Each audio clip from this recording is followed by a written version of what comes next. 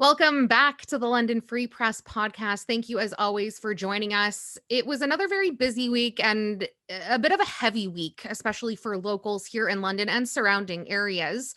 I'm joined today by London Free Press reporter Randy Richmond. Randy, how are you today? I'm good, thanks. How are you? I'm doing very well. Thank you for asking. You wrote a story a week ago about Trooper Mark Wilson. Now, if you are from London, if you were raised here, or if you are a London transplant like me, you know Trooper Mark Wilson's name. I moved here for college in 2010, and this was a name that we heard. I went to school for journalism, so that might also be why we had heard about it, but this was a name that we had heard about in the form of a local hero. So for those of you listening that don't know who Trooper Mark Wilson was, he was killed in Afghanistan back in 2006, and Londoners for years have honored his memory. His parents have been a huge driving force behind making sure that him and his name are remembered in the city. Well, a week ago, the London Free Press had an exclusive. This mammoth story breaks about Trooper Mark Wilson and a very dark part of his past that many had never heard about over the last 16 years of honoring his memory. At this point, Randy, I'm going to let you take it away and just fill us in a little bit about this story that broke last week. Well, what we found out after some research and a bit of digging and some contact with a woman who was in a military program with Mark Wilson back in 2004, we discovered that he'd been court-martialed after pleading guilty to assault, charged with sexual assault. He pleaded not guilty to that and pleaded guilty to assault. And the basic facts of the case were that they were both recruits. There was a night of drinking together with other recruits. She wanted to go back to her room. He offered to walk her back up. And on the way, in an elevator, he twice tried to kiss her without her consent. They got out of the elevator. He tried to grab her arm to try to pull her into a washroom. Back inside the elevator again, he pressed himself up against her body, against the wall of the elevator. Eventually, military police were called. There was an investigation. That investigation led to the charge of sexual assault.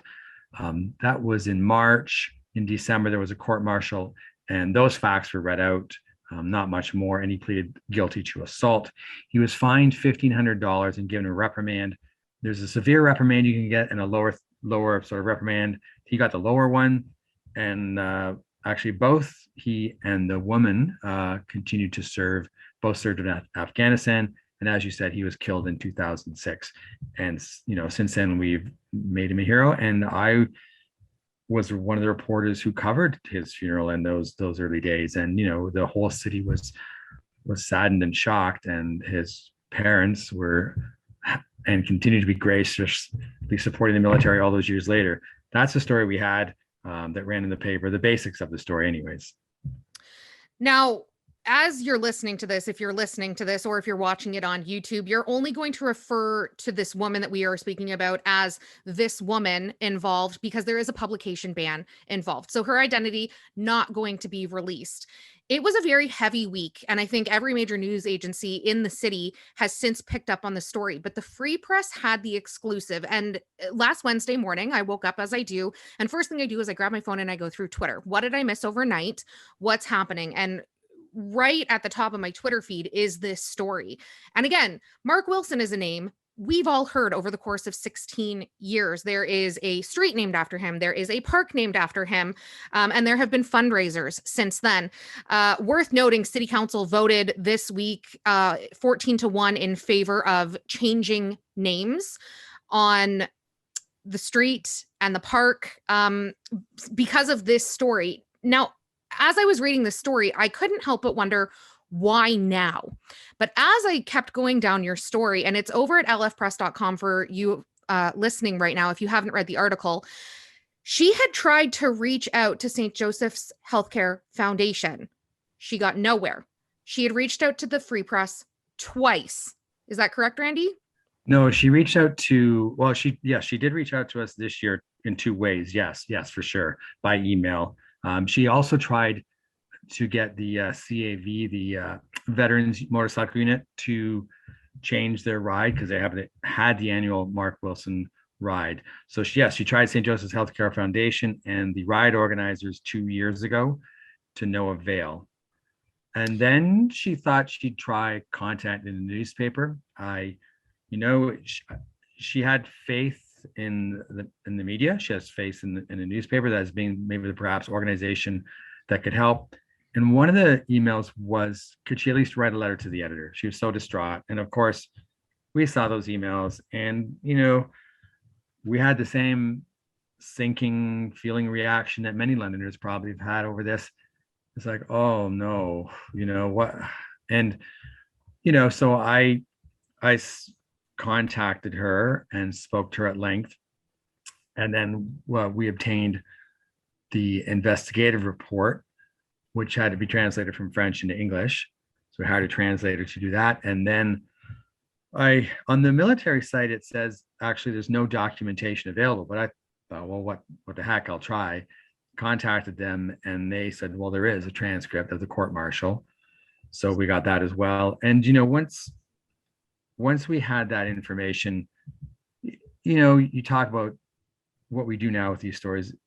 We couldn't ignore the story. We you have to, there's facts out there. These things happened, and a woman was seeking her help as well.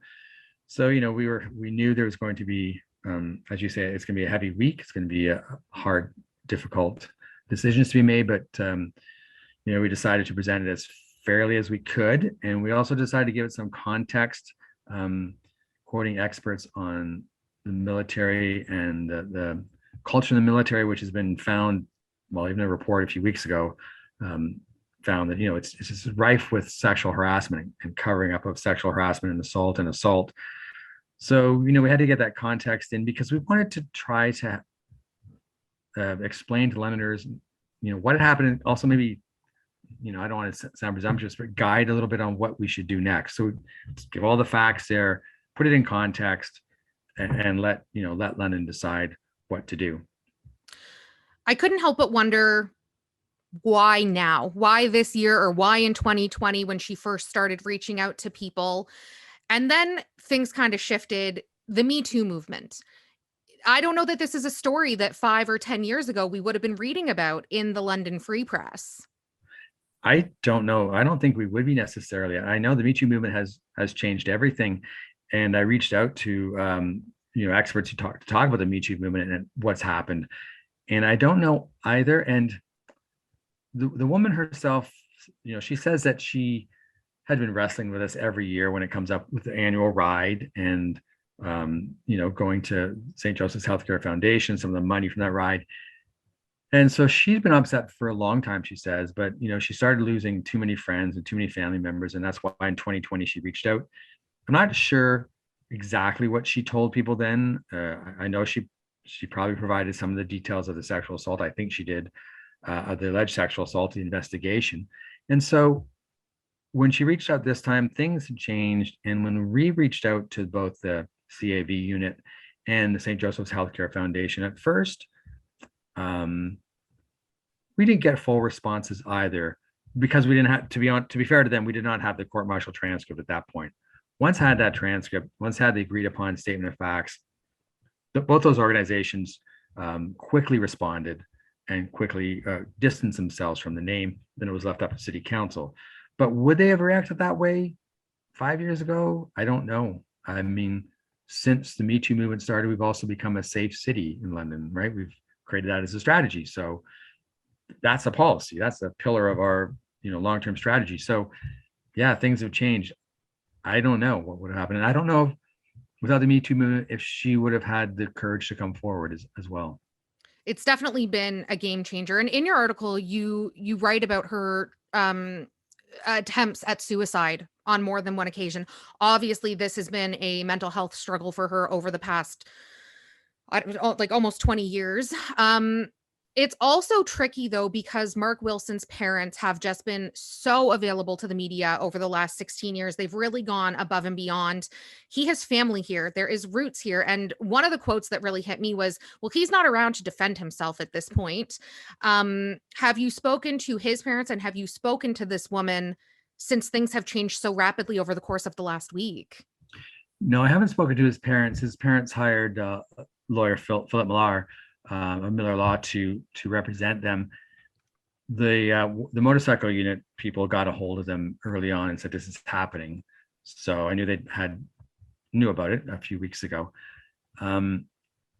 I've talked to her, the woman, many times. We talked probably emailed 2 or 3 times a day since we first started talking, and talked her on the phone and Zoom a couple times. And she's torn as well about the impact on the family.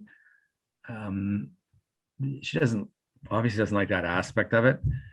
The arguments against he doesn't have a chance to say things, that is true. Obviously, he's not here today to tell his side of the story. The counter argument to that she talks about is that he did have his chance because he was in a court of law, and he could have said, no, I don't accept this. Who knows what happens in a court of law or why he did that. It would have been awesome, fantastic if Mark Wilson was still here today to talk about it. He couldn't, but to me, I kept relying on, and the woman kept relying on the facts that were read into court.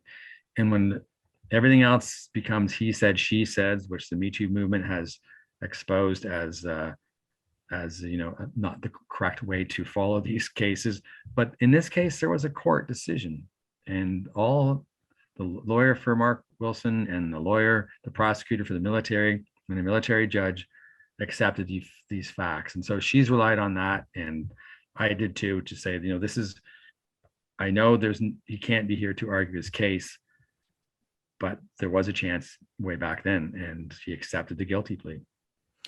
Where do we go from here as a city? I've read the stories over the course of the past week, and we've said it several times. It's been heavy. It's been a heavy week. This feels like a benchmark, pivotal moment for the city with regards to stuff like this. And city council last night, as they were discussing whether the name change or not, somebody had said, by naming roads or parks or whatever it is after heroes, for all intents and purposes, we're kind of setting them up almost for failure. So what do you think happens now? Where do we go? Well, I know they've been talking about changing names, and I talked to Jonathan Vance, the historian at Western University, about this, and he correctly said, scratch the surface of any human being, and you're going to find faults and flaws. And I thought that was an interesting point. I think it was Councillor Maureen Cassidy raised in that meeting, that, not only do we not want to be finding out later that somebody wasn't who we thought, but we are putting individuals up to scrutiny that they may or may not deserve. And so everybody's going to be found to be at fault. We are all at fault. We're all at fault. And I know they're doing this policy review for naming. I mean, it's taking a long time. It's not going to be out till there's going to be public consultation this summer, and then it's going to be out in 2023. But, in the meantime, there are things that hurt people. And, council took quick action on this one. The woman, by the way, is really grateful to Londoners, to the Hospital Foundation, to the motorcycle unit, and to City Council for doing this. And, she has reconnected with counseling. She is looking into some other kinds of PTSD therapy. This has been a game changer for her too. Frankly, she sees this as, that it's out there now, and she can start to move on. Yeah, kind of a turning over of a new leaf, so to speak. Randy, I want to thank you so much for your time and your reporting. I know we had talked before we hit record on this, how challenging stories like this can be. And they're so important. And I really just appreciate your hard work on getting this out and getting it out as fairly as possible. So thanks for your time today. You're welcome. Thank you. If you're listening to this right now and you've not read Randy's article, you can, of course, do so over at lfpress.com. Tons of news happening otherwise in the city. The Green Bin program on hold yet again. You can read about that in the pages of the London Free Press and over at lfpress.com. We'll be back again next Thursday with another edition of the London Free Press podcast. Until then, stay well.